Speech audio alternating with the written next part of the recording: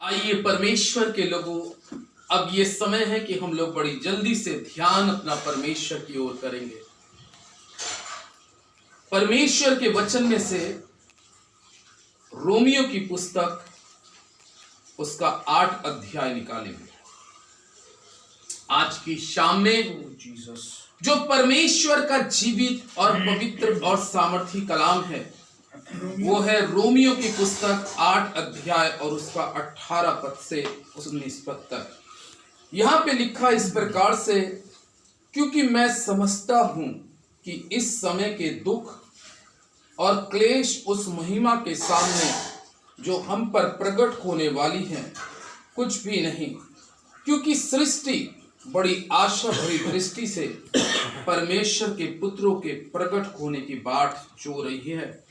क्योंकि सृष्टि अपनी इच्छा से नहीं पर आधीन करने वालों की ओर से व्यर्थता के अधीन इस आशा से की गई है कि सृष्टि भी आप ही विनाश के दस्ताव से छुटकारा पाकर परमेश्वर की संतानों की महिमा की स्वतंत्रता प्राप्त करेगी। क्योंकि हम जानते हैं कि सारी सृष्टि अब तक मिलकर कहराती और पीड़ाओं में तड़पती है। परमेश्वर अपने वचन पर आशीष दे, आमीन। यहां पर परमेश्वर का जीवित और पवित्र वचन, आज जो वचन का आरंभ हुआ है वो सृष्टि से आरंभ हुआ है।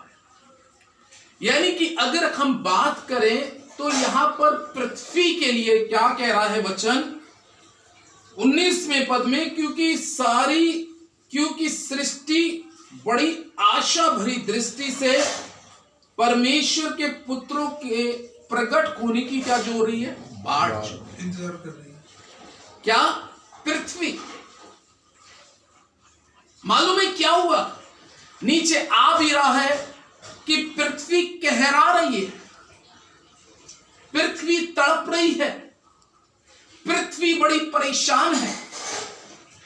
आखिर परमेश्वर के लोगों, इस पृथ्वी का जब जिक्र आ रहा है कि ये आशा भरी दृष्टि से परमेश्वर के पुत्रों की बाट जो रही है, परमेश्वर के पुत्रों की, कौन से पुत्रों की बाट जो रही है मालूम है आपको?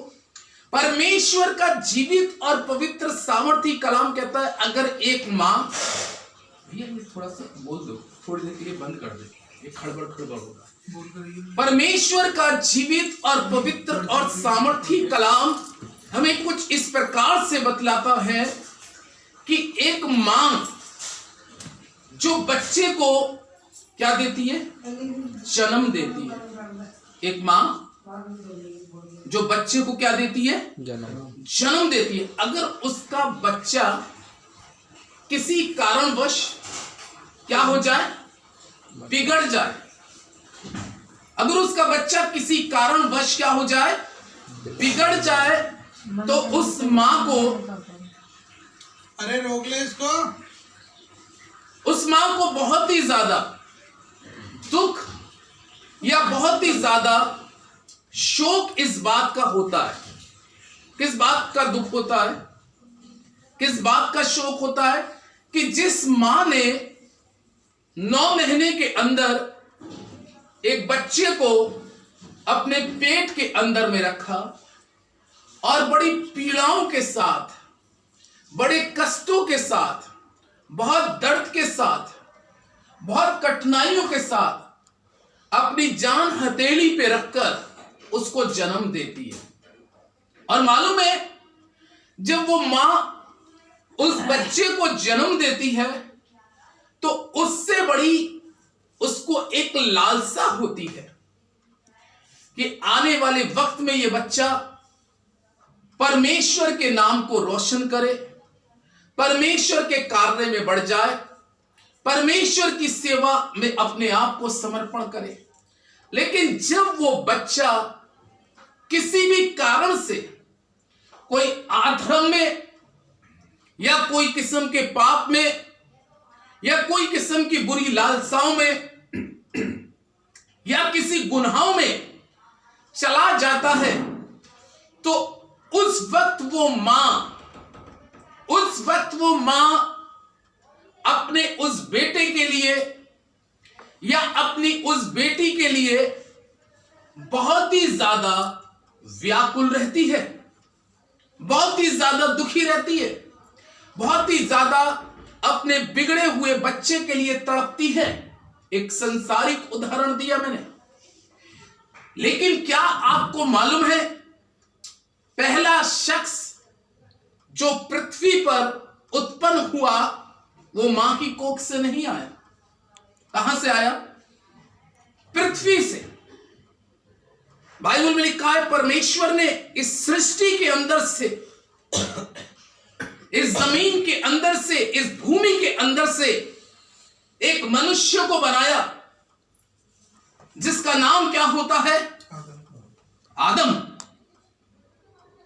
आदम अगर हम बात करें तो आदम की मां कौन हुई? जमीन हुई। हवा की मां कौन हुई? जमीन हुई। परमेश्वर का कलाम कहता है कि ये दोनों ही इस जमीन से बनाए गए हैं, दोनों मिट्टी से ही बनाए गए हैं। अगर हम इस तरीके से वचन में आगे बढ़े तो धरती इनकी आदम और हवा की मां हुई। हमारी और आपकी मां तो वो हुई जिन्होंने हमें अपने पेट के अंदर में 9 महीने रखकर जन्म दिया। लेकिन जिस तरीके से एक संसारिक मां जिसने अपने बालक को जन्म दिया, मैंने कहा कि अगर उसका बेटा या उसकी बेटी गलत राहों पे चले जाएं, उनकी आज्ञाओं का पालन ना करें, उनके वचनों को ना माने, तो उस कंडीशन में मां को बहुत ही क्या होता है? दुख होता है। हालेलुया। क्योंकि उस मां ने जब 9 महीने पेट पे रखा था तो उसने उसके लिए बहुत से विचार किए थे, बहुत कुछ उसके लिए सोचा था, लेकिन जैसा उसने सोचा था मां ने, बाद में वो बेटा या वो बेटी वैसे नहीं निकली। इसी तरीके से जब इस जमीन के अंदर से, जब भूमि में से एक मिट्टी का लौंदा निकाला गया है, इस मिट्टी के अंदर से जब पहले शख्स का जन्म होता है और कलाम कहता है ये मिट्टी ने एक इंसान को जन्म दिया खुदा के हाथों के द्वारा, जिसका नाम आदम हुआ, और इसी मिट्टी ने दूसरे शख्स को भी जन्म दिया जिसका नाम हवा हुआ। लेकिन क्या मालूम है कि जैसे एक मां अपने उस बेटे के लिए जो परमेश्वर से, अपने पिता के घर से दूर हो जाती है, तो वो बाप, वो मां अपने बच्चे का बड़ी बेचैनी के साथ इंतजार करता है या करती है कि मेरा खोया हुआ बेटा, मेरा खोया हुआ बच्चा वापस लौट के आ जाए। इसी तरीके से कलाम हमें बताता है परमेश्वर के लोगों, ये जीवित और सामर्थी वचन कहता है कि भूमि ने ही आदम को जन्म दिया और परमेश्वर ने मनुष्य की उत्पत्ति जो करी वो भूमि में से करी है, जमीन में से करी है। लेकिन क्या आपको मालूम है आज वचन क्या कह रहा है प्रभु के लोगों, कि ये सृष्टि क्या कर रही है? कहरा रही है दुख से। किस बात का दुख है? क्योंकि कलाम में 22वें पद में लिखा है, क्योंकि हम जानते हैं कि सारी सृष्टि अब तक मिलकर कहराती और पीड़ाओं में तड़पती है। किसके लिए तड़प रही है? हालेलुया।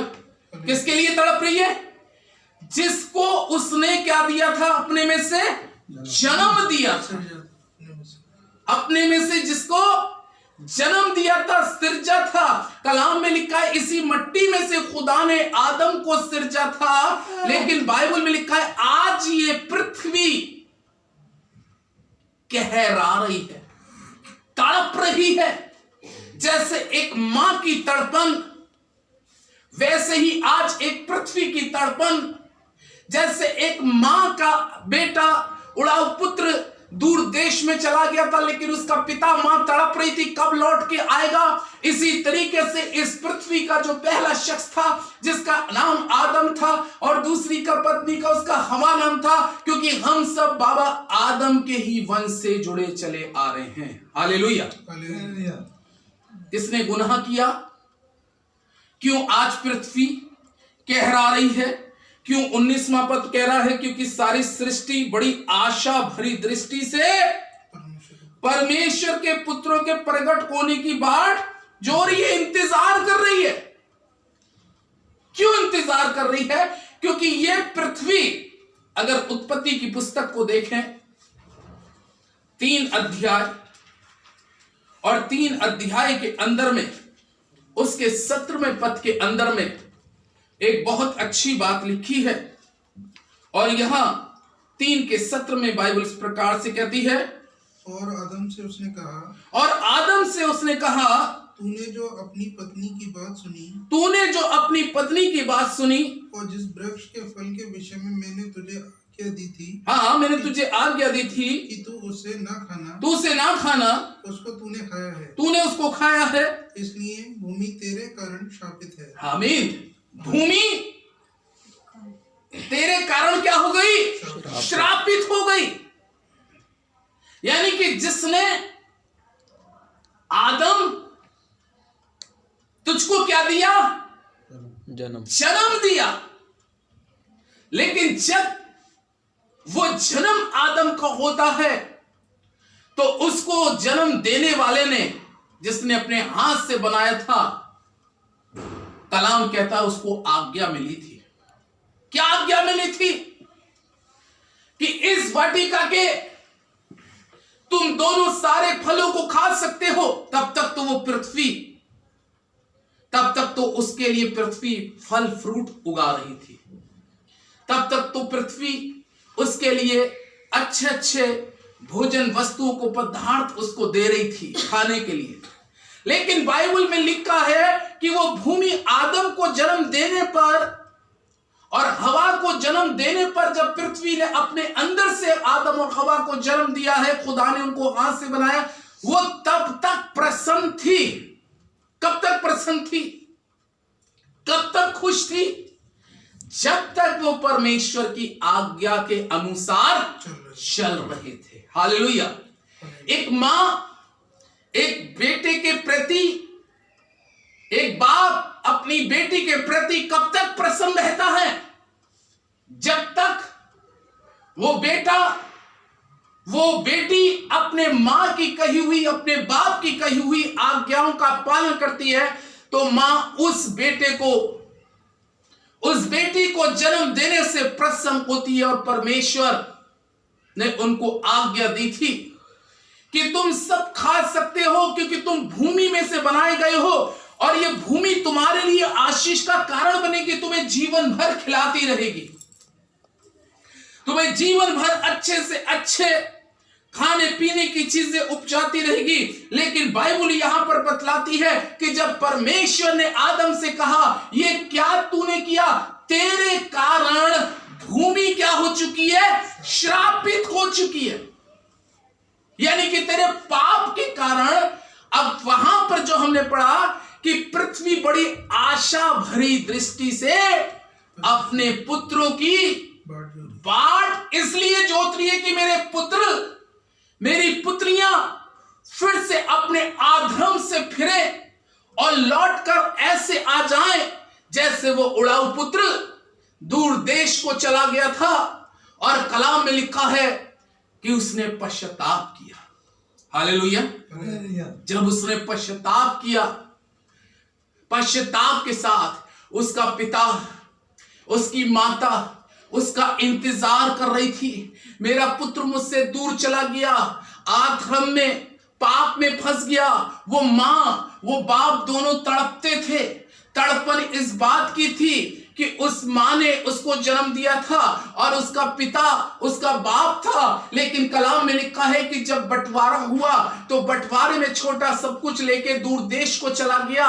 और बाइबल में लिखा है उसने क्या किया? जो पिता की धन संपत्ति थी उसको पाप में, वेश्यागिन में और बुरे कामों में क्या कर रहा था? उड़ा रहा था। और बाप और मां उस बच्चे को देखकर, उसकी सारी सिचुएशन सुन के क्या कर रही थी? तड़पती थी, तड़पती थी। काश मेरा बेटा, काश मेरा बेटा उस पाप से, उस आधर्म से, उन गलत कामों से निकल कर लौट कर मेरे पास आ जाए। एक मां की तलाश, एक मां की आशा भरी निगाह परमेश्वर की तरफ लग के अपने बेटे की चाहत रखती थी। और एक दिन बाइबल कहती है कि जब उसका बेटा लौट के आ रहा था तो बाइबल इस प्रकार से कहती है, इसी चीज की तो आशा भरी निगाह से वो मां इंतजार कर रही थी, वो बाप इंतजार कर रहा था। और परमेश्वर का जीवित और पवित्र कलाम इस प्रकार से कहता है कि जब वो लौट के आ ही रहा था, उसके पिता ने उसको दूर से देख लिया और देखने के बाद में कलाम में लिखा है कि वो उसके पास आया और कलाम में लिखा उसने उसको सीने से लगा के क्या कहा, मेरा बेटा जो खो गया था वो मिल गया है, जो मेरा मर गया था बेटा वो क्या हो गया, जिंदा हो गया।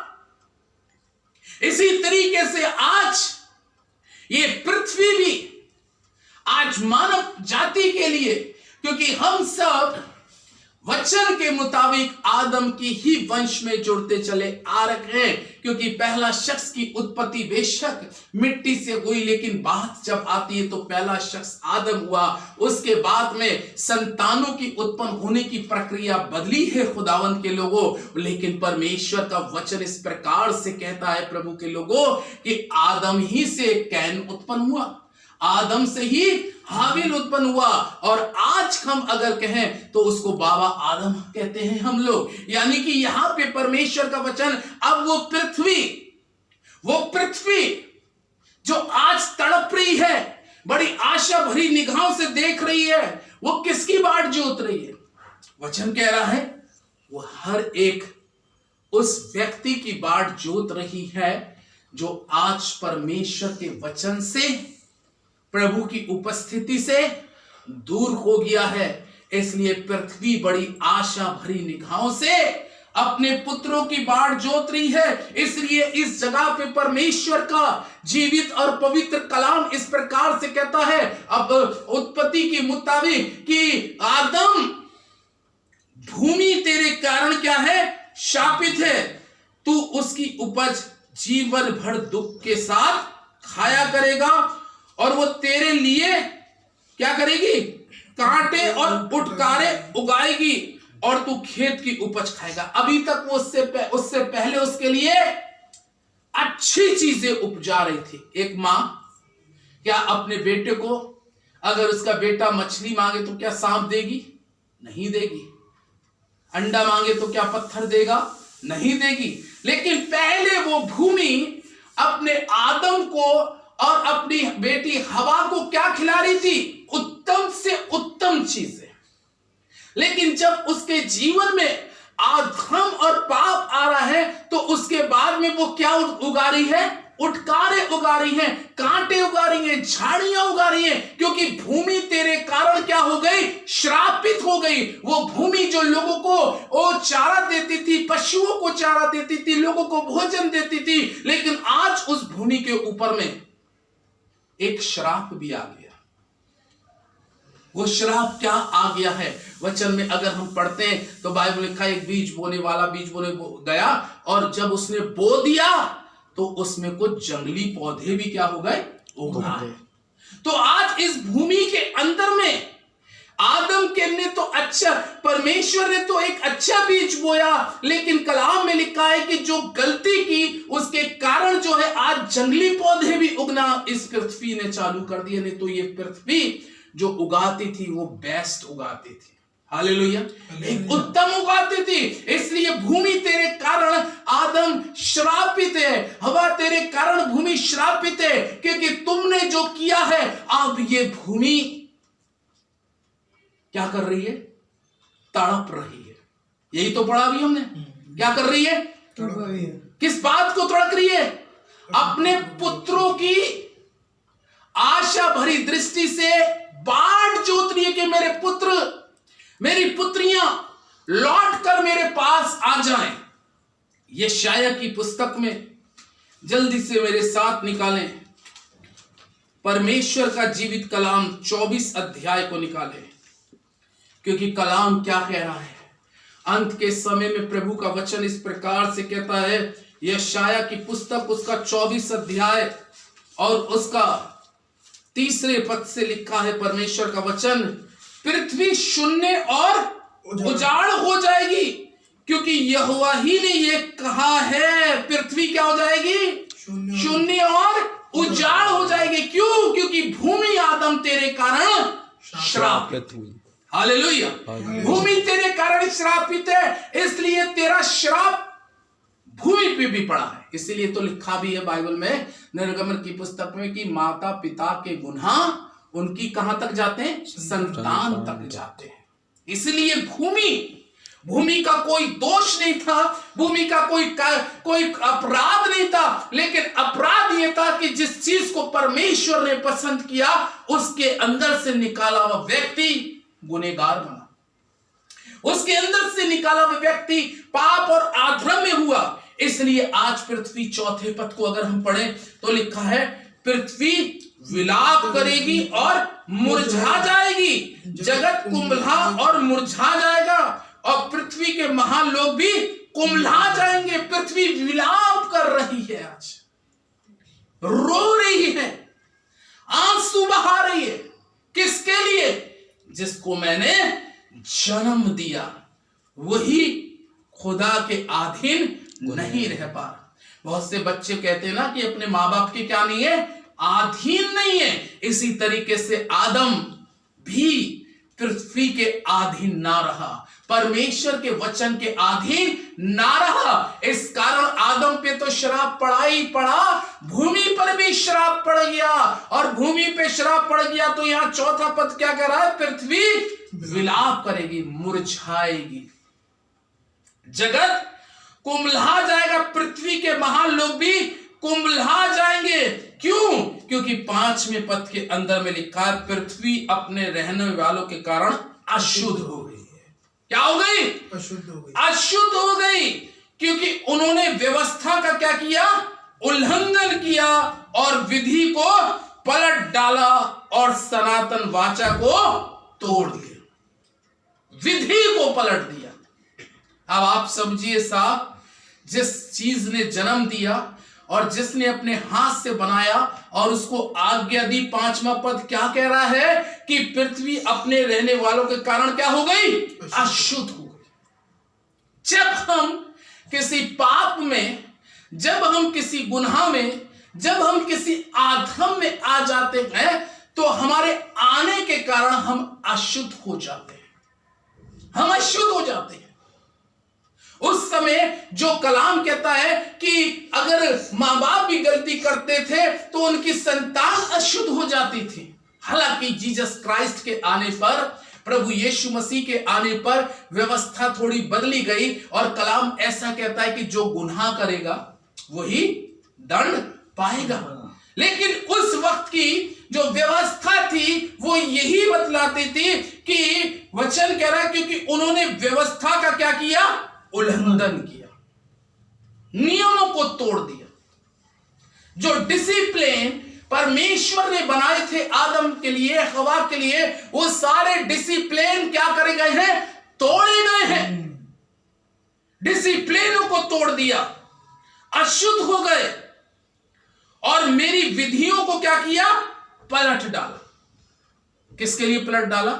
अपने स्वार्थ के लिए, अपने मतलब के लिए, अपने मतलब के लिए। आज इंसान अपने मतलब के लिए बहुत सी चीजें क्या कर देता है? पलट देता है, बदल देता है, चेंज कर देता है। उसको केवल अपना स्वार्थ नजर आता है। और आदम को भी उस समय और हवा को भी उस समय एक स्वार्थ नजर आ गया। उनने ये नहीं सोचा कि इसका परिणाम जिसने जमीन ने मुझको जन्म दिया उसको भुगतना पड़ेगा। हालेलुया। उन्होंने ये नहीं सोचा कि इसका परिणाम जमीन को क्या भुगतना पड़ेगा, और उन्होंने मेरी विधियों को पलट दिया और सनातन वाचा को तोड़ दिया। सनातन वाचा को तोड़ दिया। 6 पद में लिखा है, इस कारण पृथ्वी को श्रापग्रस्त और उसमें रहने वाले दोषी ठहरेंगे, और इसी कारण पृथ्वी के निवासी क्या हो जाएंगे? भस्म होंगे, और थोड़े ही मनुष्य रह जाएंगे। थोड़े कौन रह जाएंगे? जो लौटकर आज भी पश्चाताप के साथ परमेश्वर के पास आएंगे। जब परमेश्वर के पास वो लोग आएंगे तो पृथ्वी उनके कारण कलाम कहता मगन और क्या होगी, आनंदित होगी।